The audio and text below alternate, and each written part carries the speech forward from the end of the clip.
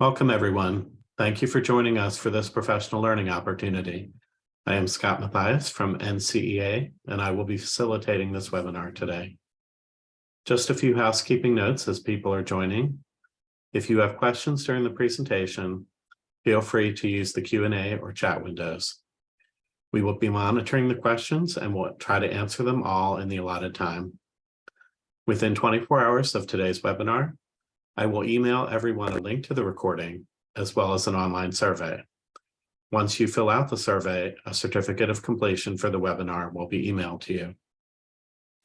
Today's webinar, NCEA Rise, We Have the Data, Now What?, is being led by NCEA Vice President of Assessments, John Galvan. Before I turn it over to our presenter, let us begin in prayer. In the name of the Father, and the Son, and the Holy Spirit, amen. Heavenly Father, help us to know who we are. Let us see ourselves as you see us. As you gaze upon us, show us that you love us in our strengths and weaknesses. Open our hearts so we can hear you call us your children. Let us act so that others see you through us. Rid us of the need to draw attention to ourselves. May we always point to you. We ask this through Jesus Christ our Lord. Amen. In the name of the Father, and the Son, and the Holy Spirit. Amen. John, thank you for joining us today. Absolutely. Thank you, Scott. And welcome everybody to this webinar. We have the data, now what? Before I get started, Scott, I appreciate that prayer. One of the pastors in my faith journey who had the most impact on me, he taught me when I went into ministry, John, it's never about you. It is always about the person of Jesus Christ and pointing our work toward him. And that's really where I come from as a former Catholic high school religion teacher and chair, a campus minister and administrator. And until very recently, the past 8 years, serving as superintendent for the Diocese of San Diego.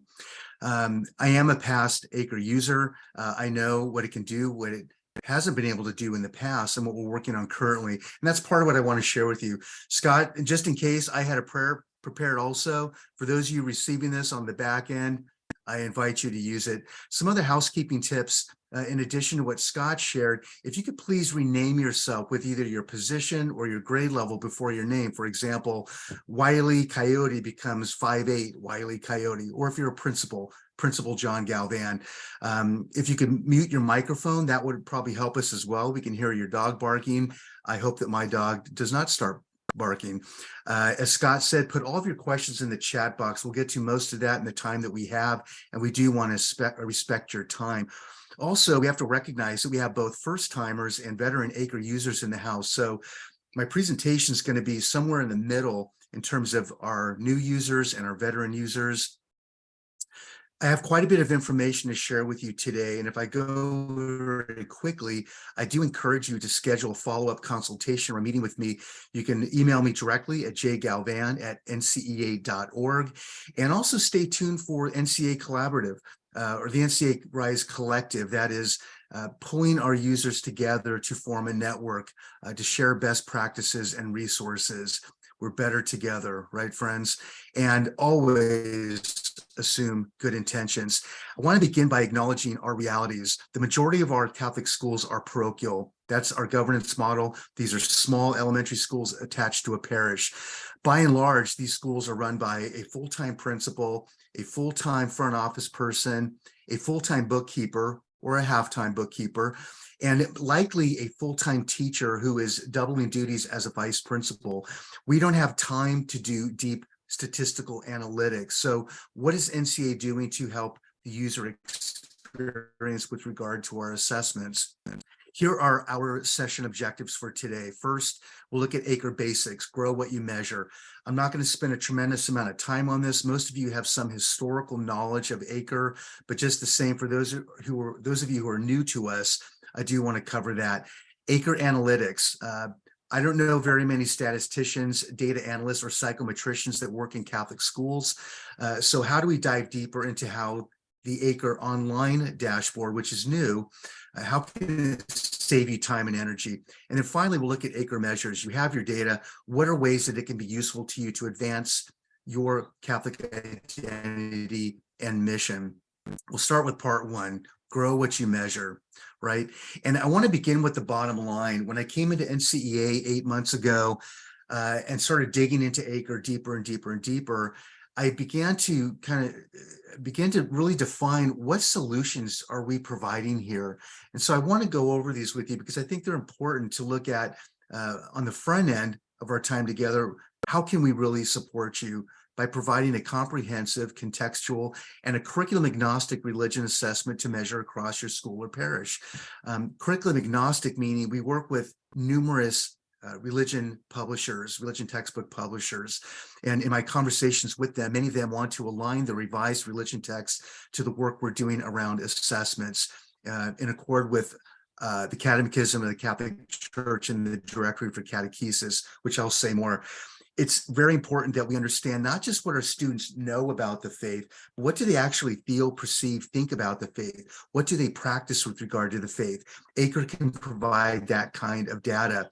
It can also help better inform your religion teachers and religion instruction. What needs more support? Where are we knocking it out of the park? We want to celebrate those strengths.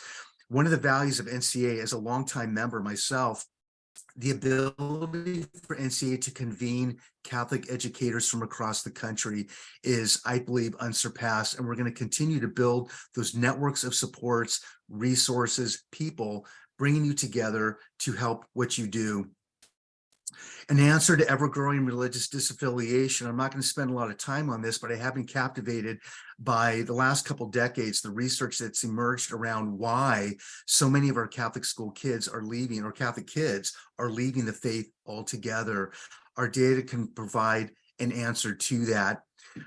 Holistically, data for decision-making and strategic planning. This isn't just about religion curriculum, it's about our mission and how do we advance that mission better.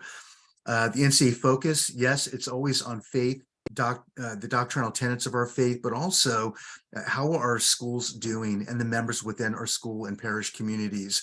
We can help you measure that as well. Faith is born and nurtured in community. Getting a handle on the temperature, the climate of our schools is important.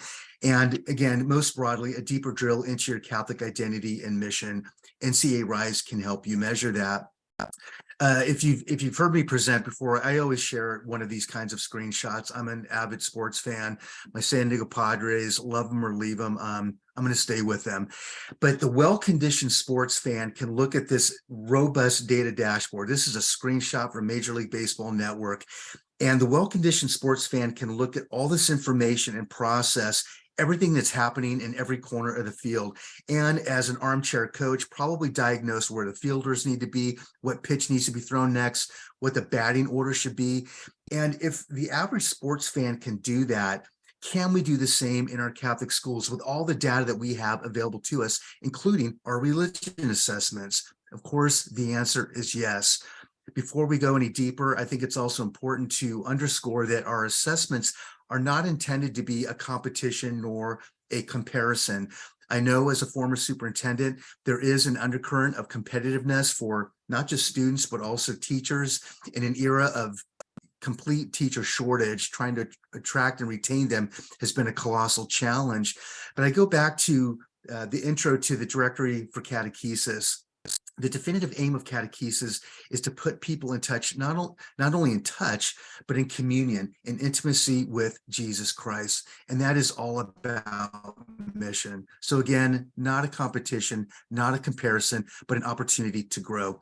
If you're new to ACRE, our scope is cumulative and formative in nature, cumulative insofar as we measure the culmination of the elementary school experience at 5th grade, the culmination of the middle school experience at 8th grade, and level 3, 12th grade for our high schools. I believe there's great value in aggregate data, and what it provides us is a reduction of complexity. It certainly protects anonymity of those taking our assessments. It ensures cost effectiveness. I know budgets are a thing, and there's too many schools who are running in the red, and that is a tremendous stress on our schools. Improving decision-making through generalizability. These are all things that we can provide for you. As some of you know, the ACRE underwent a revision in 2022 that was launched in October of last year. It still follows the same very strict blueprint. in alignment with the 4 pillars of the Catechism of the Catholic Church and the 5 tasks of catechesis. It has 2 parts. There's the cognitive dimension and there's the affective dimension. The cognitive dimension would measure what you would think it would, religious knowledge, basic tenets of our faith. Part 2 measures what do our students actually think about all that, personal beliefs, attitudes, practices, perceptions. That gives you a very clear picture of the culture and climate of your school. And I'll say a little bit more about that. I know, as a matter of fact, and from my experience, I could have kids in my religion classes that could probably get an A in the class based on content understanding and some skill base with their eyes closed, but they could care less about the faith. And that's something I wanted to understand more fully so we could address it as a school body. Again, I talked about the reporting categories, the alignment of the ACRE, like the 2013 version, the 2022 version. It's aligned to the tasks of catechesis. Part of the impetus for the 2022 revision was due to the revision of the directory for catechesis, where the 6 tasks were subsumed into 5. Missionary spirit is pushed into some of those other reporting categories.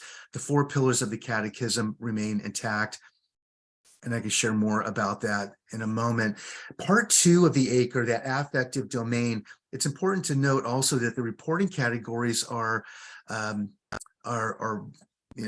they're placed in areas that I think are really important for Catholic school leaders. What is our students' relationship with Jesus? What are their images of God?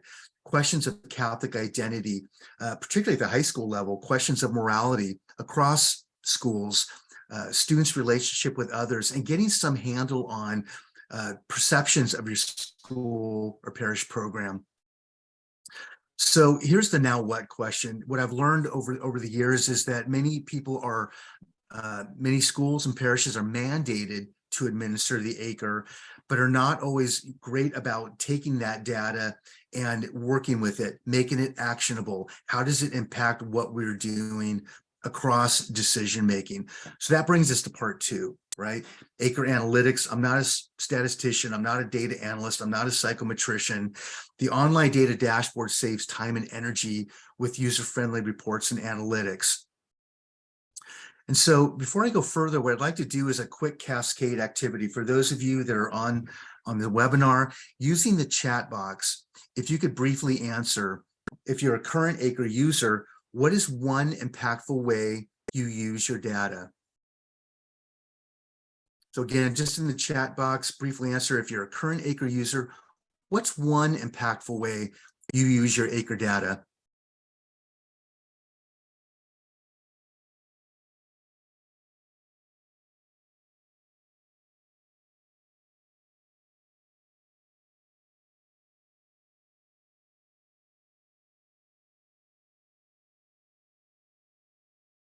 To update curriculum guidelines. We used it this year to see what area we needed to work on as a school.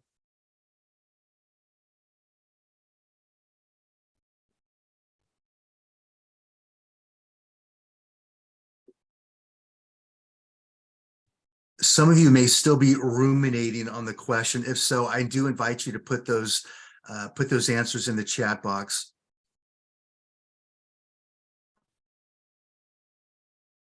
So I believe that analysis really begins with wonder. In reviewing your ACRE data, you may start by simply asking, I wonder why, right? What emerges? What jumps out at you? Whether it's something positive, like, boy, our kids really understand the Immaculate Conception, or maybe not so much. Maybe it's a particular item on the assessment, or maybe it's a category that we need to do some work on. And then secondly, I wonder if we tried this, I wonder if we implemented that, and make it manageable for yourself, right? Think big picture, 2 or 3 simple strategies that you can implement, perhaps even before next fall. So with the data dashboard, this is new to all of you, even if you're a veteran user. What does the dashboard look like, and what can it do for me? I want to do just a very quick review of this so you can see its capacity. One of the first tabs you'll open is a demographic tab, and this is at a glance data that you don't have to go digging for. In my prior life, I was a professional illustrator after graduating from art school, and I like to see my data visualized. Here you have very easy to access and interpret graphs looking at Catholic, non-Catholic students, students who are new to the school, those who are returning students, a lot of information within the demographic tab.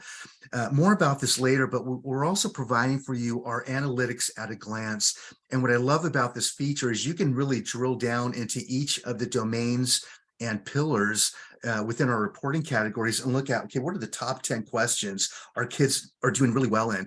What are the top 10 questions that maybe we got to do some work on? And you can also do this holistically, looking at different pillars and domains to look at large sections that maybe you need to address. But again, I'll say more about that. You can test how implementation strategies are making impact over the course of time by looking at how your school has tracked over time. As a former Catholic high school religious studies chair, like I said, we would typically administer the level 3 ACRE for first semester freshmen. Now we know that cohort over 4 years doesn't change much. We would assess them against second semester seniors, and over time, and I think I was chair for 15 years, we had such a incredible data library at our disposal to see how are we doing over time. And I found that incredibly useful. You can see specific items, not just large domains or categories. You see item by item, how are our students responding? What percentage responded this way to that question? What is the correct response? And then you can move from that information. Same thing with the IFG. If you're taking the IFG for adults, it's the adult equivalent to the ACRE, same strict alignment to the catechism and the pillars of the catechism and the tasks of catechesis, and you can find correlations with your adults as well. If any of you on this webinar are diocesan leaders, I think you'll find your diocesan dashboard is different than what a school leader would receive. And here you can see, again, not for the sake of comparison or that it's a competition, but see how your schools are faring against one another and against the national average. And that would be a great snapshot to look at, okay, who's doing really well, who needs to grow, and to disaggregate that data, see why are they doing well, where are they doing well, and to partner your schools and to build networks within your diocesan system of educators. That was really quick. If you want a deeper dive into the ACRE dashboard, there's a QR code here, or you can simply go onto YouTube, look at new NCEA Rise online data dashboard. This was a recording that I did with Tom Karani, our partner at Catholic Faith Technologies. They are our platform host and technical provider for the assessments. And Tom did a great job walking us through maybe a little bit deeper dive into understanding the dashboard and its capabilities. So getting to part 3, ACRE measures, right? Is Catholic identity and mission a standing agenda item for staff meetings? Now there's some context to that I'll get to in a minute. And what's a NSBECS and how can ACRE help? You and I both know that there's no single religion assessment that's going to get your arms around everything related to Catholic identity and mission. Our ACRE survey, or any religious education survey, is one critical piece of the puzzle. So where else do we need to look? Again, in the chat box, if you would, in addition to your ACRE reports, if you're an ACRE user, even if you're not an ACRE user, what are other data points you use to measure mission and Catholic identity across your campus or your parish, if you're coming from a parish, right? In addition to your ACRE reports, what are other data points you use to measure mission and Catholic identity? If you can drop those in the chat box, that would be awesome.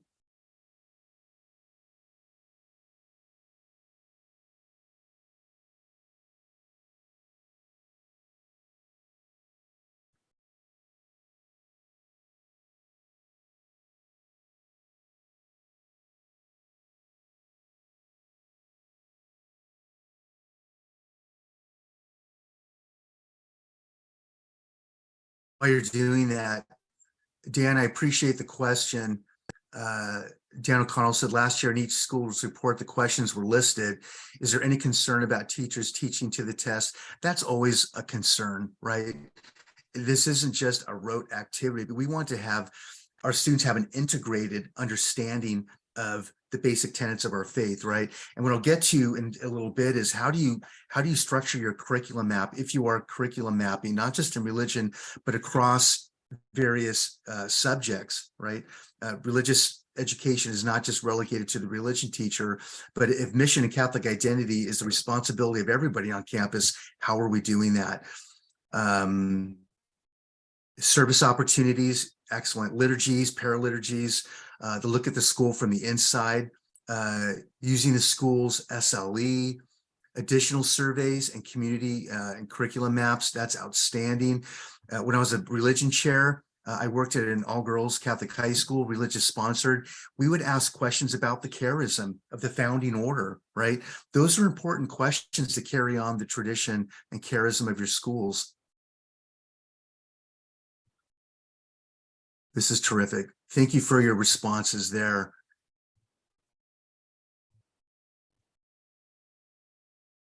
Take the religion teacher out of the classroom, but you can't take the religion teacher out of the guy. And so I started spitballing. What are some things that you can do to measure in addition to your ACRE results? The school calendar showing prayer services. Where do we plot those opportunities for us to gather in faith? How are your retreats structured? Is there a plan to your retreats? Do students have input on how retreats are formed? Do we get feedback? Looking at your curriculum guides, lesson plans, and maps, showing teaching and practice of prayer in all of the various rich Catholic traditions, right? Reported student achievement in religion based on diocesan standards. We can't underscore enough the importance of the religion teacher and having sound religion standards at the diocesan level. I have learned that a number of dioceses are revising their religion standards, and I do think that needs to be a priority. So I never want to get onto an airplane where the pilot doesn't know where he or she is going. That's what standards do. It provides us a point of arrival for the teacher. Service learning programs. What are we doing by way of engaging our kids with the needs of the world in the spirit of Christ, and our students giving feedback on that experience? There's our opportunity to reflect on faith based on those experiences. How are faculty or department agendas formed? Is mission and Catholic identity a integrated and integral part of every agenda? And are there mission and Catholic identity outcomes that are reflected in the minutes of those meetings? That's something worth looking at. Our schedule for Eucharistic adoration or reconciliation. I feel like contemplation is sometimes a lost art form, and that's something that we can reclaim in our Catholic schools. Classroom and school liturgy observations, and classroom observations across disciplines, not just religion, right? Math and science, social studies, even PE. If mission and Catholic identity is the responsibility for every adult on campus to get behind, to support, and to push, what does that look like, and how can we help? List of students who lead prayers, serve as altar servers or readers. It'd be great to have a list of those kids who are really involved in their parishes, whether you're a high school or a parochial school, a middle school, and tap those kids for greater engagement in leadership at the school. A list of liturgical aids, prayer resources, ideally they're student created. And I think most of you at this point are familiar with the NSBECS, the National Standards and Benchmarks for Effective Catholic Schools, in your overall planning and programming. And I want to say a little bit more about the NSBECS right here. You can go to ncea.org and find drop down tab and go to the National Standards and Benchmarks. I don't want to exhaust the history of this work, but it was a joint project with Loyola Marymount in Chicago and Boston College. As a one-time religion teacher, I think I spent 2 summers in Chicago as part of the working group of developing these standards and benchmarks. There are countless Catholic educators from elementary to higher ed that contributed to this great work. And I know many accreditation associations, including in the West, are aligning the new Catholic school accreditation protocols to these same standards and benchmarks. If you're not familiar with them, they're worth looking at. So the NSBECS are broken into 4 basic domains. We're going to largely concentrate on mission and Catholic identity, as you would imagine. Some of what we'll get into has to do with academic excellence and looking at how we are structuring curriculum, instruction, all of that. So where do we start? Let's start at the beginning here. NSBECS Standard 1, an excellent Catholic school is guided and driven by a clearly communicated mission. And so it begs some preliminary questions, right? What is our school's mission statement? Is it prominently Catholic? I worked with a Catholic school once, and they put together a formidable team to look anew at the mission and to restate it. And they were super proud of it. And when I looked at it, I made the comment, I go, there's no mention of Jesus, gospel, God, Catholic, anywhere in the Catholic school's mission statement. I said, well, I know you're really proud of this, and it might hit some important aspects of your school. That has to be a driver in there too, because if Jesus Christ is not standing at the center of the work and ministry that we've been charged to administer, then I think we're losing something. And beyond the mission statement, how does your school express its Catholic faith? Here you would return to wonder, right? What do you notice in your ACRE data that could help inform this? How does the school's mission support the experience of its students? This is looking at part 2 of your ACRE, that affective dimension. And how might this data relate to your school's Catholic identity as a whole? If kids are feeling disengaged, or the culture and the climate of the school is not conducive to a place that they can call home, that's something we need to look at. And our assessment can provide you some information in that. Another example, looking at Standard 1, an excellent Catholic school is centered on the Eucharist. Many dioceses are undergoing a robust and awesome Eucharistic revival. And this may help inform where you need to go. So looking at benchmark 3.1 of the NSBECS and your ACRE results, how often do your students pray and celebrate Eucharistic liturgy as a school or a class? And do you know how many of your families attend Sunday Mass? ACRE actually asked that question. I attend Sunday Mass. Is it never? Is it rarely? Is it sometimes? Is it always? And if you discover that nobody in your school community is engaged with the life of the church on a Sunday, how might that inform strategic planning or any planning around family engagement and bringing them deeper into an experience of Catholic liturgy? Something I also love about the NSBECS are the rubrics that are attached.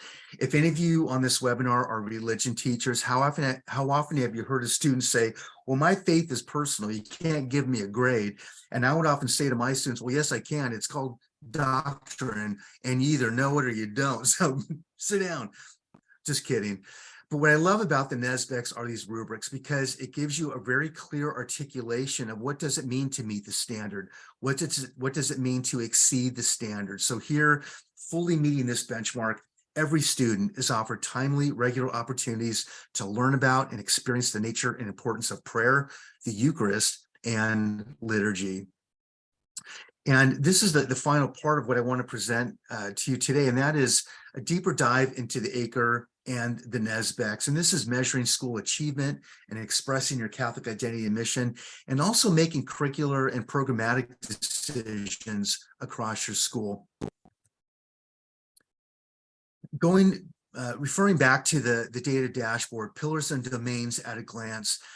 Which pillar or domain do you want to open up? Is it the creed? And you can open this up and you can disaggregate the data pretty finely. Here you see the top 10 questions in this particular pillar, which is the creed, the profession of faith. What do our kids know? What do they understand really well? And we also want to ask why, and I'll get to that in a moment, but also the top 10 incorrect questions. Where do we need to grow? Where do we need to bolster our curriculum and instruction that our kids really do understand this? What I like about the dashboard, again, you're not spending more time digging, time that you likely don't have. If you want to look more holistically at levels 1, 2, and 3, you can look at the percentage correct by domain and assessment level. So you get a group average for all students in those broad reporting categories. And then an easy exercise, let's say for part 1, this is the cognitive understanding. If you're in elementary school and you're administering ACRE levels 1 and 2 at the 5th and 8th grade level, look at those side by side as a school, which pillar or domain is strongest. and what's contributing to that strength, right? This is identifying successes. Are there significant pillar increases between levels 1 and 2? And what might be contributing to that growth? Maybe you implemented a strategy a year, 2 years ago, and now you're reaping the benefits of that by way of your students really getting what you're trying to deliver. When it comes to part 2, that affective part, what kids think, feel about the faith, again, you want to identify successes. As a school, which categories are areas of strength? If you're administering level 1 and 2 of the ACRE, 5th and 8th grade, are there significant category increases between these two levels? What are we doing that impacts student values and belief in these categories? And what might be contributing to that growth? Sticking with ACRE Part 2, the affective dimension, I think using this summary data feature would be really helpful to all of you. You can really extract more granular data here. You see a screenshot viewing the summary data of student perceptions within a school, right? Personal safety, but also matters addressing school climate, culture. What may that tell you? This is an easy exercise for ACRE Part 2. You're looking at the percentage of students indicating where there may be problems within the school culture. And what are the areas of concern for the TK to 5? What are the areas of concern for the 6th through 8th graders? How do we currently address these areas? And what additional steps can we take to address these concerns? Again, an easy exercise for part 1 and 2, the what next. So looking at 5th and 8th grade side by side, or whether you're high school, you're looking at your 12th graders. Maybe some of you did what we used to do, and perhaps you administered the level 3 to your incoming 9th graders as well. So at least you establish a baseline of data that can be helpful. Look at levels 1 and 2 here. And as a school, which categories are the areas of concern? What areas of our program impact student values and beliefs in these categories? And what are actions we can take as a school here? Do we notice any significant category decreases between levels 1 and 2? And looking at some schools' data very recently, we have seen a little bit of that due to the pandemic. I hate talking about the pandemic. If I have to use the word pivot one more time, anyway, I digress. What might be contributing to this decline? There could be a host of reasons, but you want to test your assumptions. What action items can we take as a school to address this decline?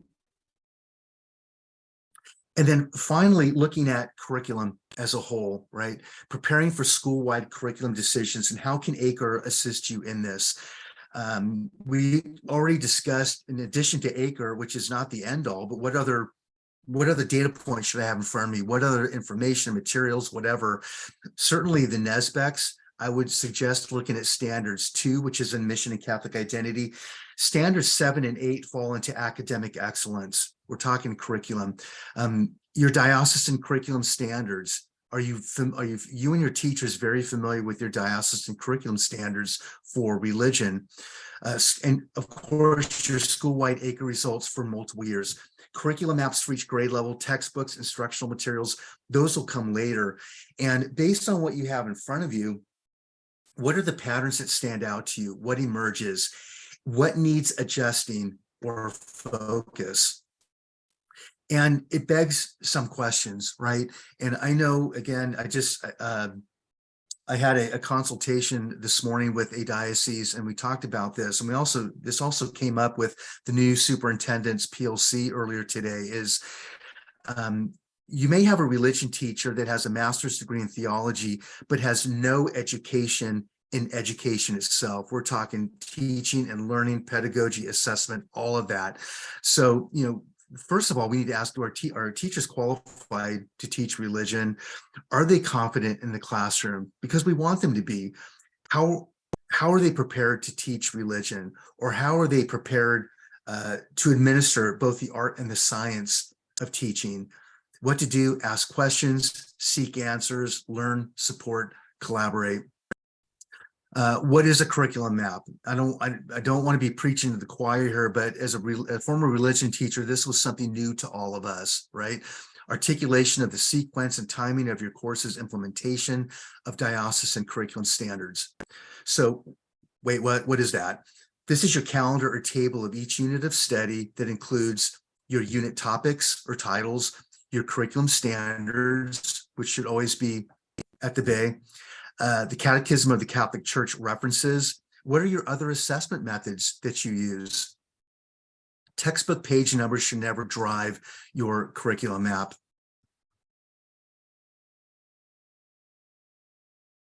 Next, other considerations for your curriculum map. How should the curriculum standards be grouped into units? In what sequence should the curriculum standards be taught? That's a really valuable exercise for your faculty. How many days should be spent on each unit and why? I started teaching in the age when pet projects were a thing. And I had colleagues that were spending countless days, weeks on skills and tasks and projects that really didn't have a whole lot to do with the learning. How should each unit be assessed? And when it comes to your ACRE results, this is where ACRE comes in. Which of the 4 pillars of the Catechism of the Catholic Church need priority? And once you've assessed that, other questions to ask. Maybe you need more instructional time, number of days in the unit. Maybe you need to give greater weight to another area. Maybe you're disproportionate in terms of the time you're giving to some areas. Do we need a change in our assessment method? In addition to ACRE, what other assessment methods are we using? Maybe we need to look at different resources, whether it's textbooks or other supplements that are created on site or through the diocese, whatever. Formation and PD for our teachers, I think, is very important, not to make assumptions about what they know and don't know. And some tips on lesson planning. This was to Dan's question, right? It may seem more efficient in the short term, but simply reteaching the ACRE items that had low scores are a short-term band-aid for patterns you notice on the scores. And frankly, we want the learning to stick. If we're simply teaching to the ACRE assessment, that information is not going to stick. It's not going to have context. It's not going to have meaning. It's not going to penetrate them in any impactful way. So should you take a class period to go over some of the low points in your item analysis? Absolutely. I would do this with my 12th grade religion students. We would look at the ACRE results and maybe spend a class period and say, okay, let's talk about this, not reteaching it, but have a really meaningful conversation around what this means and addressing misunderstandings, all of that.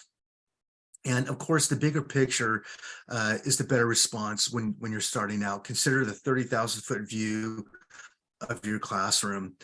And so with that, I know that was a tremendous amount of information. I tried to go quickly with respect to all of your time, but here are some goals in terms of an exit ticket. What new insight, what information was shared today that might help you in effectively utilizing your ACRE data for the rest of this year? Or maybe you've identified an action that can be accomplished before fall of next year regarding your use of the ACRE. Other considerations: what resources do I have that best support my curriculum and other programmatic decisions? And what resources do I still need in order to be successful? One resource that you can count on, before 8 months ago, there wasn't a vice president of assessments at NCEA. You have a point person to work with you as a school, as a parish, as a diocese, to look at your ACRE data and to assist you in how to unpack that. What does that mean for my school? St. Pius X in Chula Vista, St. Patrick's in Carlsbad, wherever you might happen to be, or whatever kind of school you are, because as you and I both know, you've seen one Catholic school, you've seen one Catholic school. The same could be said for dioceses. So I would invite you to schedule an NCEA Rise consultation for your school, your parish, or diocese. Much of my work is in that arena currently, and I'm happy to do that. And so, again, you can contact me at jgalvan@ncea.org, or I do invite you to visit the NCEA Rise website. This is our family of assessments at ncearise.org. Again, you can take the religion teacher out of the classroom, but you can't take the religion teacher out of the man. And I'm approaching 30 years in Catholic education now, friends, and I'll tell you, that same fire that lit my that lit me up and inspired me to pursue Catholic education remains intact. And so with that, I want to thank you for all you do. for all those that you serve. God bless you. Scott, well, I'm going to open up the chat, or if you could assist me with any questions that maybe didn't get addressed, that would be great. Sure. Yes, there is a question. We have the unique position of not being a parish school, so we compare ourselves to the national data in the IFC report. The national average we're being compared to in that report is from 2013-14. Many big things have happened since then, and we're wondering if you'll be updating that national average to something more relevant, i.e. post-COVID. I really appreciate that question, and it's a really timely question. Our platform host, as I mentioned earlier, our platform host and technical provider for our assessments is Catholic Faith Technologies. I had a meeting with them yesterday addressing that very question, that the national average needs to be updated. That is being worked on by their engineers as we speak. So thank you for that question, because that was of a concern to me as well. Yeah, there were a few questions about whether there will be a recording available of this webinar, and the answer is yes. I noted here the webinar is being recorded, and I will send all registrants a link to the recording within 24 hours of the live webinar. You also get a link to a survey with that, and that really helps with our future webinar planning if you can fill that out. And on top of if you fill out the survey, you will also get a certificate of completion emailed to you if you need that for your school or your parish. I think those are the only outstanding questions that we had here. I think you addressed the other ones before. Terrific. Oh, well, listen, friends. Oh, wait, there's one more. One more just rolled in. Can you share a little bit about IFG? We do the ACRE, but have not done that. Absolutely. I'm glad you asked about this, Kate. Yeah, the IFG is essentially the adult equivalent to the ACRE. It follows the same strict blueprint in alignment with the 4 pillars of the Catechism of the Catholic Church, the 5 tasks of catechesis, and a number of parishes use this for their catechists. Now, keep in mind that most parish catechists are volunteers, volunteer parents who work all day, and they don't have the same kind of formation that Catholic school teachers do, frankly.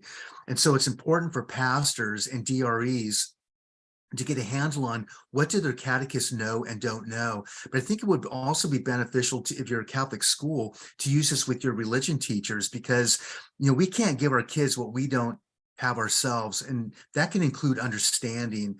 And so IFG, it's been around as long as ACRE. I'm surprised at how little people know of it, much less use it. And I'll be frank with you, I didn't use this with religion teachers when I was a former religious studies chair.